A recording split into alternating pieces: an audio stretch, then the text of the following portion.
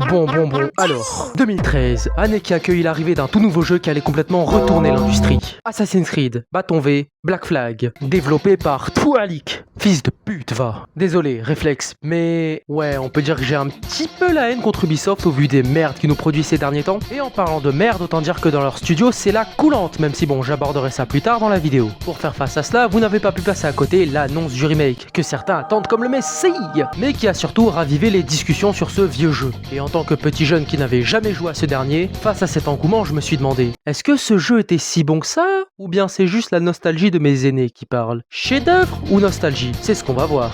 C'est parti!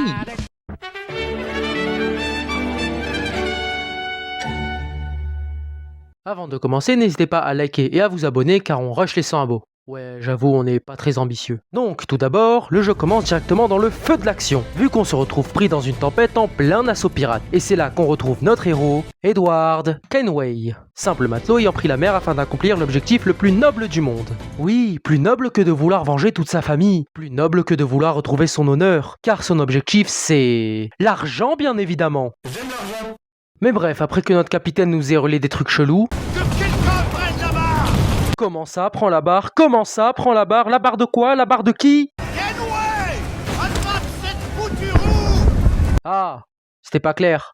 Désolé. Tout capote et on finit seul survivant sur une île déserte. Enfin, seul survivant, pas vraiment. Car on se retrouve avec Duncan Walpole, qui tente directement de nous buter. Après une course-poursuite endiablée, on le fume, et on récupère sur lui une lettre dans laquelle on apprend que Duncan avait prévu de trahir les assassins, et ce en vendant un objet appelé Observatoire aux Templiers contre une coquette somme d'argent. Edward ne comprenant qu'un seul langage... Les gars, nous, on ne refuse rien du moment où ça parle d'argent, de dons, de subs, de bits. Il décide de se faire passer pour Duncan et de se rendre à El Famoso RDV des Templiers à La Havane. Une fois là-bas, après quelques péripéties, on se fait accueillir par un cow-boy avec un comportement de connard. Et comme c'est un connard, il est bien évidemment français. Ah là là, la France. Toujours aussi bien représentée dans les jeux vidéo. Fils de putain! Your sexual energies have been blocked for too long. These imperialist American pig that is propriété de votre gouvernement français. Hand it over! Hand it! Phony! French! Fucking yogi! The rain, she's very wet this time of the year. Damn my bike! Mais bref, après une petite séance de tir, on assiste donc à la réunion des Templiers. Blablabla, bla bla, on va dominer le monde, blablabla, bla bla, on va battre les assassins. Perso, j'en profite pour leur faire les poches.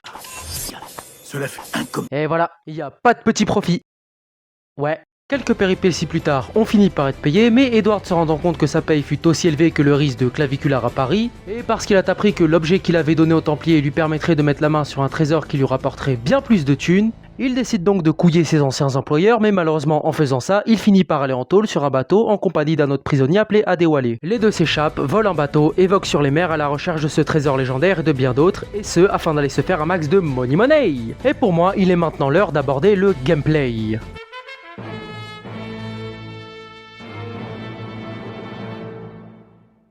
Assassin's Creed oblige, on devra se taper ces maudites parties dans le présent, même si certains en regrettent le retrait dans le remake. Alors... Vous avez de la merde dans les yeux? Ouvrez les yeux, non?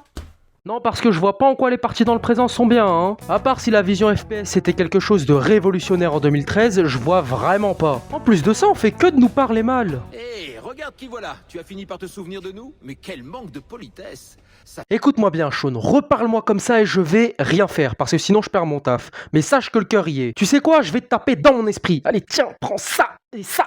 Tu en veux encore, hein? Tu veux qu'on se la donne, dis? Tu veux qu'on se la donne? Tu fais pitié, mec. En bref, les parties dans le présent, on s'en fout. Car l'aspect majeur de ce jeu, il est simple, c'est d'aller se faire des thunes sur le bateau avec le nom le moins charismatique du monde, le Jackdaw. Didier le Voilier est un nom bien plus classe. Mais bref, avec ce bon vieux rafio, on va pouvoir voguer sur les mers en allant explorer les différentes îles des Caraïbes. Et oui, c'est exactement comme dans The Wind Waker, que je n'ai pas non plus connu. Mais pour résumer, on va pouvoir explorer des îles pour aller récupérer des thunes, des cartes au trésor pour aller trouver encore plus de thunes, ou encore ramasser des cargaisons en mer pour se faire un max de thunes. On pourra aussi explorer les différents lieux de la Caraïbe, comme la Havane, Kingston ou encore Nassau. On pourra aussi faire des activités comme de la chasse à la baleine. Je crois qu'un vegan vient d'exploser. On pourra aussi explorer les fonds marins, et non, je parle pas de l'entrejambe de mon ex, et au détour d'une fenêtre, on pourra assister à un historique des plus flippants.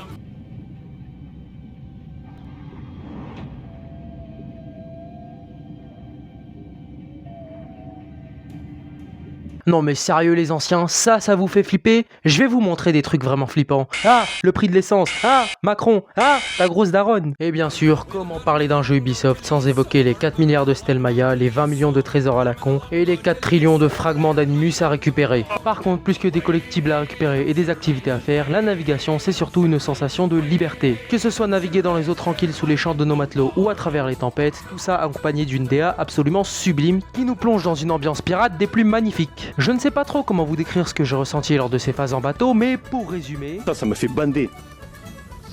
Je vous le dis, ça me fait bander. Voilà. Et comme dit le dicton, la vie n'est pas un long fleuve tranquille car on sera des fois amené à se battre dans des batailles navales endiablées. Donc pour résumer, les batailles navales se déroulent de cette façon. Tout d'abord, on repère un bateau et comme on est des chouan, on prendra bien évidemment celui qui a le plus de pépettes. On lui tire ensuite des boulets de canon dans le crâne. Une fois qu'on l'a assez bourlingué, on passe à l'abordage. Enfin, on récupère toutes les richesses du bateau comme du sucre pour devenir diabétique et du rhum pour être alcoolique. Pour débloquer la map en mer, on pourra aussi s'attaquer à des forts. Alors pour résumer, on tire sur le fort, on part à l'abordage. Et on rentre dans la cabine du capitaine. Eh les enfants, vous voulez qu'on lui tire sur ces 2 cacahuètes, ces 2 coucougnettes, ces 2 bouboules de glace? Alors pour ça, abonnez-vous, likez et ce dans 3, 2, 1... Ouais, super! Allez, prends ça dans les... Oh, t'as des couilles en acier, frère. 35 ans de BR dans le sang, gamin. Tu peux pas tester. Ça fait trop longtemps que j'ai pas vu ma femme.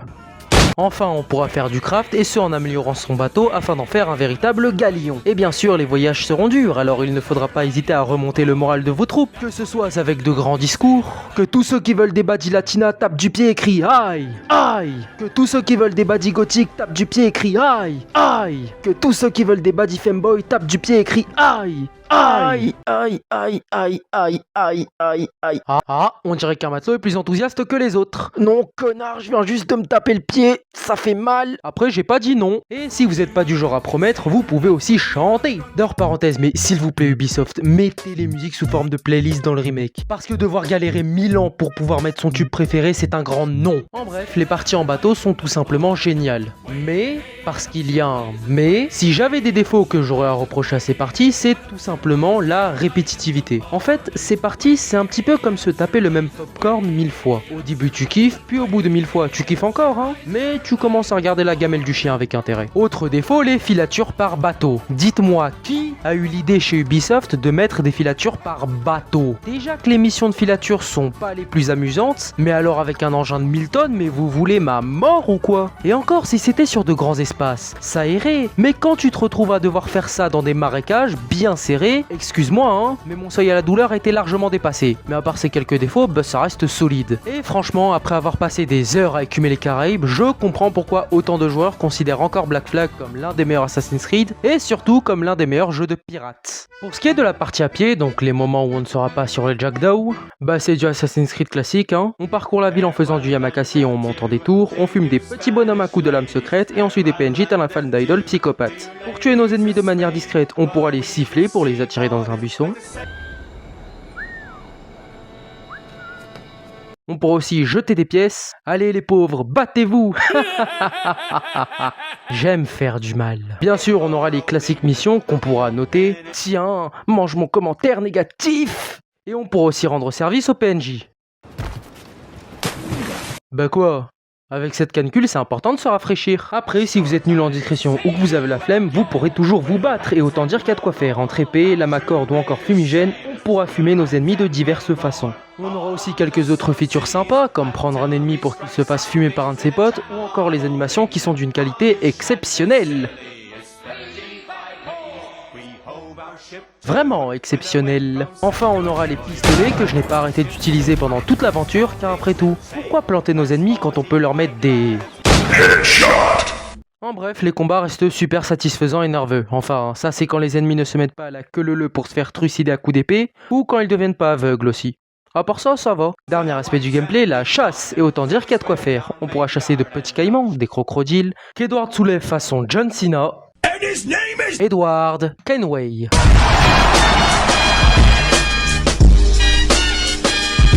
Des chatons trop mignons. Non, regardez-moi ça. Je vais pas le tuer quand même. Vous y avez cru, hein? Ou encore des poules. Qu'est-ce qui pourrait m'arriver, hein?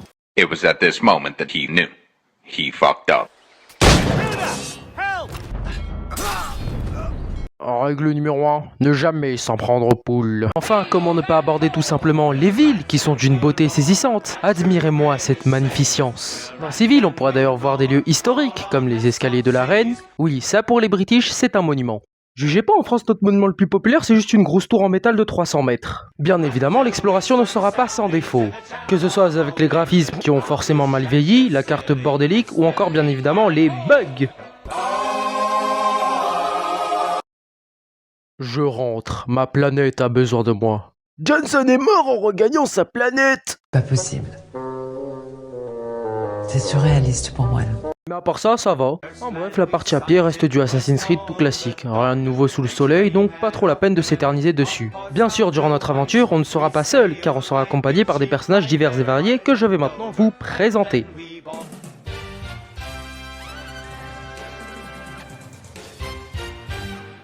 On aura tout d'abord Bennett. En fait, c'est simple. Ce mec est une crème. Déjà, c'est un homme fidèle. Payé pour avoir ce privilège. Quelques dizaines de réales pour chaque heure en leur compagnie. Ça te tente? Non, par le ciel, non. Je suis un homme marié. Voilà Bennett, ça c'est homme capable ça. En plus c'est un mec ultra chill, le boug il est là, il veut juste vendre son sucre tranquille et il se retrouve dans des galères de fou furieux. Et enfin, matez-moi cette petite tête de diabétique, on dirait un gros nounours le gars. Bon après même s'il est sympathique, bah il est pas très intelligent hein. Par exemple dans cette scène. Bonjour Duncan, venez par ici. Edward! Bonjour Edward! J'ai trouvé un acheteur pour le reste de mon sucre. Une excellente affaire, je suis ravi. Il vous a appelé Edward. Oh, c'est le marchand qui m'a conduit ici. Par précaution, je lui ai donné un faux nom. Ah, ingénieux. On se reverra, Bonnette. Plus tard. Bon après même s'il est pas très malin, bah ça reste notre gars quoi. D'ailleurs le moment où il s'est mis à voler de ses propres ailes, c'est top 3 des moments les plus tristes du monde. Après bien évidemment le raton laveur qui trempe sa barbe à papa dans l'eau. J'en ai encore des traumatismes. On aura aussi Kid, un sale gosse mal éduqué. Reviens ici, sale mioche, je vais t'éduquer, je vais te mettre 2 baffes dans la gueule. Reviens là. Anne Bonny, dont le redesign du remake a fait pas mal jaser, notamment sur Twitter ou X. Putain d'Ubisoft, vous nous faites chier. Vous privez le personnage de toute son identité, de toute sa substance, de toute sa personnalité, de tout ça. Avant de parler, tu pourrais retirer la main de ton slip. En bref, si le seul truc qui vous intéresse c'est de voir Bonnie à poil, bah prenez le jeu sur PC, mettez des mods et cassez pas les couilles. Il y a aussi Mary Reed, qui fun fact était une vraie pirate ayant réellement existé, et qui avait pour pratique de montrer un bzz à ses ennemis avant de les achever, histoire de leur dire « Chapante, tu te fais fumer par une gonzesse oh ?» En gros, la meuf a inventé le chibag. Respect. Barbe Noire, bon, pas besoin de le présenter lui hein, le pirate légendaire ayant terrifié les mers durant de nombreuses années et dont le trésor est encore caché, mais qui avait surtout pour habitude de faire trembler ses ennemis. Et elles se prosterneront en larmes à tes genoux, prêtes à te servir, en priant le Seigneur. Écoute-moi bien, toi là, refais ça notre gars Bonnette et Barbe Noire, pas Barbe Noire, on va te mêler. Viens à Barbès, on va te mettre des gros coups de barbelé. Ta grosse beubare mal lavée là. Rakam, le dalleux. Lady, quel est ton joli nom? Anne quand ils sont à jeun, traîner quand ils sont raides, mais jamais Lady. Eh bien, très chère Anne, Il est tombé. Et enfin Robert, ce qu'Edouard a l'air de beaucoup aimer.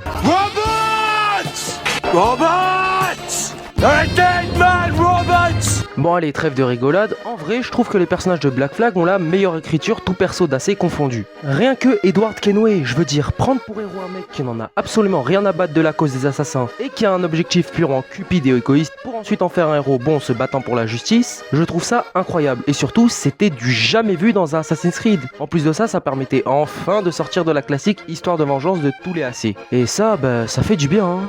Mais bon, maintenant qu'on a fini de décortiquer le jeu, il est l'heure de répondre à la question de l'introduction. Alors, chef-d'œuvre ou nostalgie ?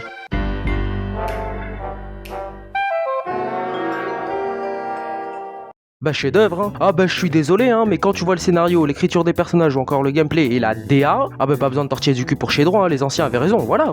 Mais plus qu'un bon jeu, en Black Flag j'ai vu autre chose. Pour moi, Black Flag est un vestige, le vestige d'une époque où Ubisoft savait faire des masterclass, le vestige d'une époque où Ubisoft maîtrisait son savoir-faire. Mais alors, qu'est-ce qui s'est passé? Comment on est passé du légendaire studio breton au nullissime studio étron? Comment on est passé de Ubisoft à Ubichiotte? Pourquoi Ubisoft n'arrive plus à refaire de jeux comme celui-là? Personnellement, je vois une raison. Et non, Psychodélique, c'est pas que à cause du wokisme. En vérité, la raison est plus simple, c'est lié à la qualité de leurs jeux. En fait, le problème avec les jeux Ubisoft après 2013-2014, c'est qu'ils ne sont pas assez mauvais pour dire que ce sont des mauvais jeux, mais pas assez bossés pour dire que ce sont de bons jeux. En bref, les jeux Ubisoft sont juste devenus fades, sans saveur. En fait, lancer un jeu Ubi aujourd'hui, c'est comme bouffer des nouilles instantanées vendues 80 balles. Ça nourrit mais rien de plus. Et ce pour plusieurs raisons. Premièrement, les gameplays qui se recyclent et se ressemblent. Pour vous dire, les jeux sont tellement similaires que dans Far Cry 4, pour débloquer la map, on doit grimper en haut des tours. Bah oui, grimper des tours pour débloquer la map. Et c'est quoi la prochaine étape? Je fais un saut de la foi, fils de pute? Deuxième raison, les défauts qui ne sont pas corrigés au fil des ans. Que ce soit les IA qui sont aussi intelligentes qu'un dauphin trisomique sous Prozac, que ce soit les cartes qui sont giga bordéliques, ou encore les bugs par centaines de milliers, c'était déjà critiqué à l'époque, et pourtant ces défauts-là persistent encore aujourd'hui. Et ils sont même devenus pires qu'avant. Enfin, les jeux qui baissent de qualité d'année en année, voire même qui ne cherchent plus à être des jeux de qualité. Exemple Skull and Bones qui est sorti 10 ans après Black Flag et qui pourtant se fait laver par ce dernier. Regardez un peu ces images, vous voyez la différence? Je vais vous le dire, ça c'est un jeu de pirate et ça c'est un jeu de merde, voilà. Il y a aussi le fait que les jeux prennent de moins en moins de risques, en bref, plein de raisons qui permettent d'expliquer le downfall d'Ubisoft. Bon après, ce type de downfall ne concerne pas qu'Ubisoft, mais bien plus de gros studios qu'on ne le croit. Même si le downfall des AAA mériterait une vidéo entière, tant il y a de choses à dire. N'hésitez pas à me dire si ça vous plairait. Et c'est justement pour ça que Black Flag est encore autant aimé aujourd'hui. Parce qu'en y rejoignant, on retrouve quelque chose qu'on ne retrouve plus vraiment dans les productions Ubisoft modernes. Et il est maintenant temps d'aborder les questions autour du remake. Alors non, la question n'est pas de savoir si le remake est bien ou pas, s'il rend honneur au jeu ou pas, ou s'il est légitime ou pas. Non, la véritable question concerne plutôt Ubisoft. Quel sera l'avenir de ce studio après Racingst? Personnellement, j'y vois 3 destinées. Destin numéro 1, après ce remake, Ubi se relève et redevient le GOAT d'antan. Destin numéro 2, le remake déçoit ou alors il n'arrive plus à produire de banger après ça, et ils mettent la clé sous la porte. Destin numéro 3, c'est ce que j'appelle la destinée Naughty Dog. Pour résumer, Ubisoft après Black Flag ne produira plus rien. En gros, ils ne vont vivre que de remakes et de remasters. Donc on aura le remake de Black Flag, puis le remake du remaster de Black Flag, puis le remaster du remake de Black Flag, etc. etc. Après ça, seul l'avenir nous le dira. Personnellement, j'espère qu'Ubisoft redeviendra UbiGoat, même si, vu l'état actuel du studio, je pense que la destinée 2 et 3 semble bien plus probable. En bref, et pour conclure, le remake dira peut-être quelque chose sur l'état actuel d'Ubisoft. Mais quoi qu'il arrive, l'original a déjà gagné sa place dans l'histoire. Et ce car, 13 ans plus tard, on parle encore de Black Flag. Mais est-ce que 13 ans plus tard, on parlera encore d'Ubisoft? Et voilà, c'est la fin de la vidéo, abonnez-vous, likez, tout ça. Si vous faites le remake, n'hésitez pas à me dire ce que vous en pensez, peut-être que je me le ferai aussi et qu'on aura l'occasion d'en reparler. Bonne journée ou bonne soirée, bref, salut!